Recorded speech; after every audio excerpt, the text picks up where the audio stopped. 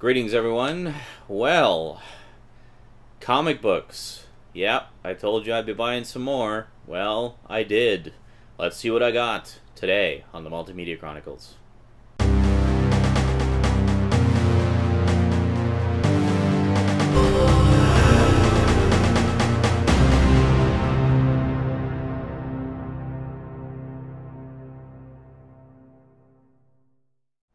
Welcome back.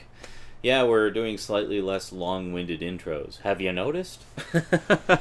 Alrighty, well, first off, I decided not to wait, even though I haven't finished reading Volume 2 yet, but I decided not to wait and rather get it while it was there to be gotten. Volume 3 of The Savage Sword of Conan. Yeah, that's right, got some more sword and sorcery action. Some more beautiful artwork. Just fantastic. You know, I love me some Conan. Yeah, well, not much to say about that other than it's more Conan. What more do I need to say?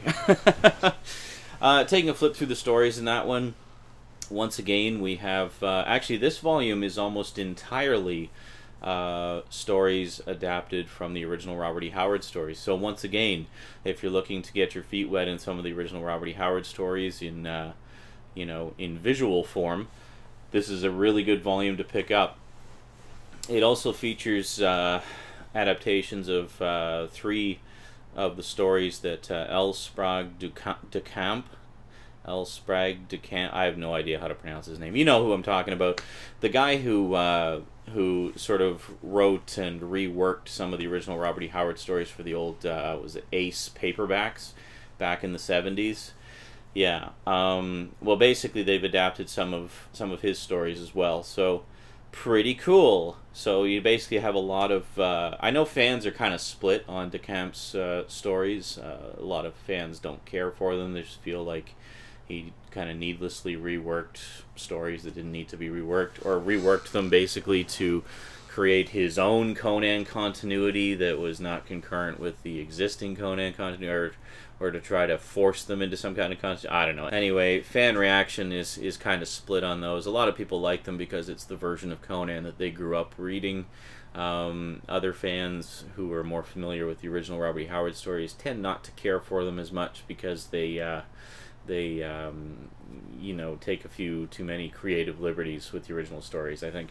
But anyway, whatever your take on them, several of them are adapted in this particular volume. So yeah, we still have Roy Thomas as the head writer on Savage Sword at this point, and I'm not sure how much longer he stuck with it. This particular volume covers issues 24 through 36 of The Savage Sword of Conan.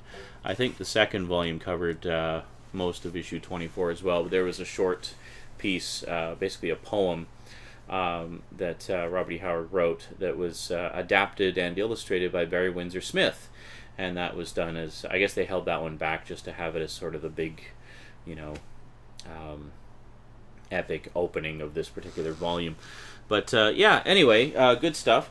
This is actually the second release of this volume. The coloring on the logo is slightly different than I think it was in the original release. Also, it's a little bit thicker. Same page count, but I remember the first release of this was a little bit thinner, and that's because they used different paper stock, which was a little bit thinner, a little bit heavier too. This uses slightly thicker paper stock and a different, slightly different grade of paper, which I actually think is a little bit nicer. It's a little less newsprinty and a little more comic booky, and just seems to be a little bit more durable than the paper used in the previous edition. So it's actually a case where I'm kind of glad to get the re-release rather than the original release of that. The other difference is the Dark Horse logo is on the bottom on the re-release, whereas on the original release it's on the top. So that's one way to tell. But yeah, so anyway, some more Savage Sword action.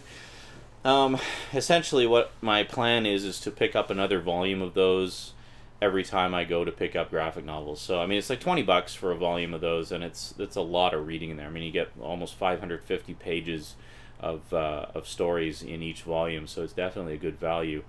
So yeah, so the plan is anytime I go to the comic store to pick something up, one of the things I'll grab is another volume of those.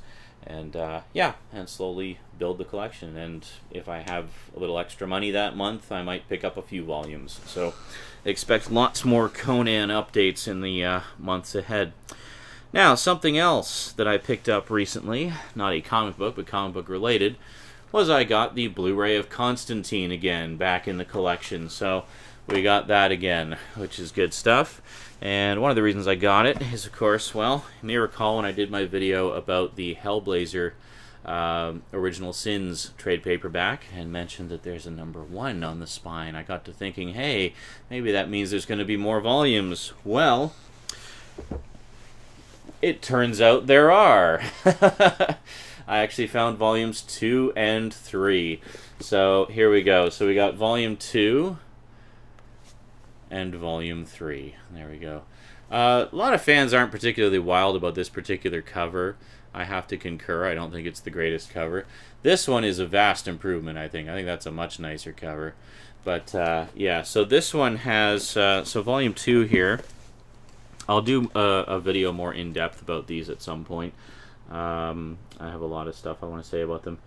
Yeah, so this one contains issues 10 through 13 of Hellblazer, Hellblazer Annual #1, and the Horrorist miniseries, issues 1 and 2. The Horrorist was originally a prestige format miniseries, you know, the same format that The Dark Knight Returns was originally in. And yeah, so that's reprinted in there. And then volume 3, volume 2 is entitled The Devil You Know, volume 3 is entitled The Fear Machine. So volume 3 features issues 14 through 22. So there you go. And there is already a volume 4 on the way. I'm not sure when it's being released, but I think it's imminently. It might be like this month or next month. I can't remember, but it's coming out very shortly. So yeah, I'm currently in the middle of reading volume 2. Really enjoying it so far. It basically picks up right where volume 1 left off. Actually, it picks up right after the Swamp Thing crossover. So it was nice that we finally have an edition of volume 1 that actually includes the Swamp Thing issues in there. So you get a nice seamless story flow from one volume to the next. It's quite good. And last but certainly not least, as you know, I've been picking up a lot of the DC Universe animated movies, and this particular story, comic book, was actually adapted into an animated movie. I do not have the animated movie yet. It's on my to get imminently list, so I might actually pick that up on my next payday, just to have it as a nice tie-in with these. You may recall a package opening a while back when I got a package from a longtime YouTube viewer, good friend, and crappy movie aficionado, Skinslip. Yeah, if you haven't checked out Skinslip's page, do so, because he does a lot of stuff I'm sure you guys would enjoy. He talks about movies a lot, also talks about comic books a lot. He's something of an authority on the wonderful world of DC Comics. He recently did a big video about the Crisis on Infinite Earths miniseries from 1985, I think it was. And yeah, he knows, he's like just a walking encyclopedia of knowledge about all the various eras and whatnot of DC Comics. So when he recommends a comic to me, I tend to take note, because I know that he knows the kind of stuff that I like, and if he says something is good, then usually it is. So one of the things he sent me in that epic package a while back, in addition to a lot of things for you know, me and Rosie, he sent me that Fantasia Laserdisc set, which I've been proudly displaying ever since, and lots of other goodies. But one of the things he sent me was a graphic novel, specifically Volume 1 of All-Star Superman. And there is, of course, as I mentioned, an animated movie adaptation of this. So I thought, hey, what a wonderful opportunity. I can actually, you know, sit down and read the graphic novel first and then watch the animated movie. So what the plan is to read the graphic novel, get the animated movie, and do a video just all about the two different versions of the story and how they compare. But when I got this, a lot of you commented that in order to properly enjoy this story, I need to get Volume 2 as well. So today, I picked up Volume 2. So there you go. So this is, I guess, all 12 issues of All-Star Superman. As far as I know, it was just a 12-part miniseries. So as far as I'm aware, this is the complete story. So, yeah, cool. Both volumes of All-Star Superman. Just from what I flipped through of this one, I can already tell that it's something that I'm going to really enjoy, so I had no problem picking up Volume 2 as a blind buy. And as I say, I do trust the opinion of Skin Slip. Secondist, that's not going to stay. Let's just put that there. Here we go.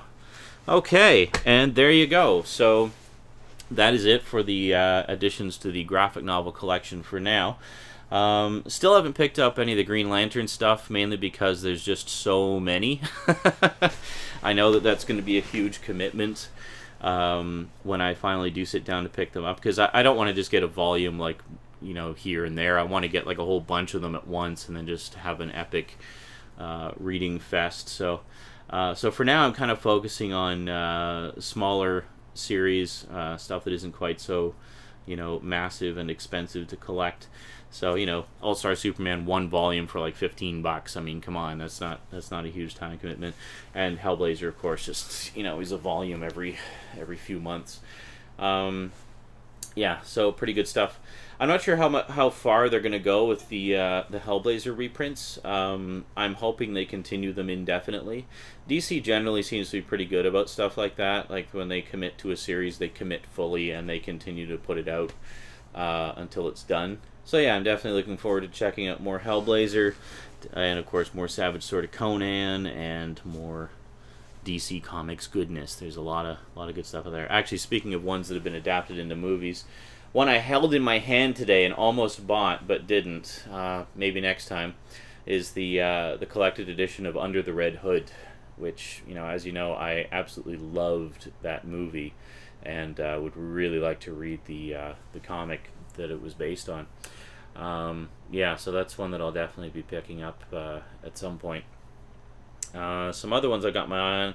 Actually, since I just recently completed the Ninja Turtles animated series, I'm kind of in a Turtles mood, so I'd really like to get those Ninja Turtles Ultimate Edition oversized hardcovers that they've been putting out recently.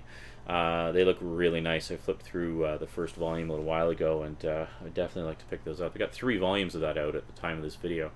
So, yeah, maybe, well, imminently anyway, in the relatively near future, I'll pick those up. And then, of course, there's the new Transformers Classics collection, which reprints the original Marvel series in complete form, unlike the Transformers Classics edition I bought a while back, which omitted a bunch of issues for, you know, rights entanglement reasons or whatever.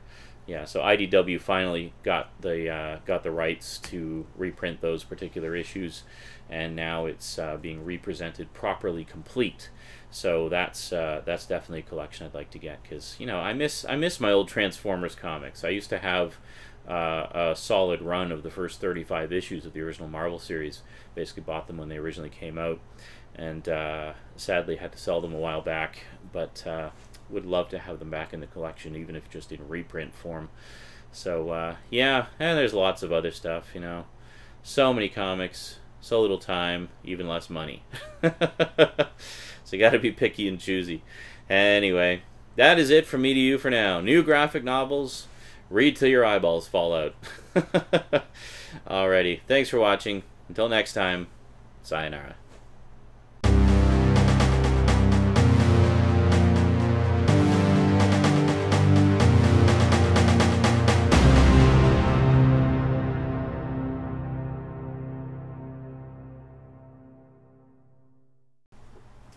is it anyway? Oh, 2:56. Great. I have to be up in like 5 hours. Yay.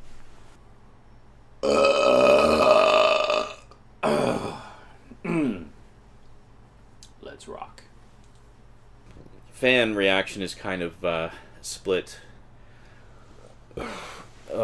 They continue to put it out until it's done. Had a lot of garlic for dinner. Garlic makes you fart. I'm glad I have the fan blowing on me, because it just blows the fart stink away.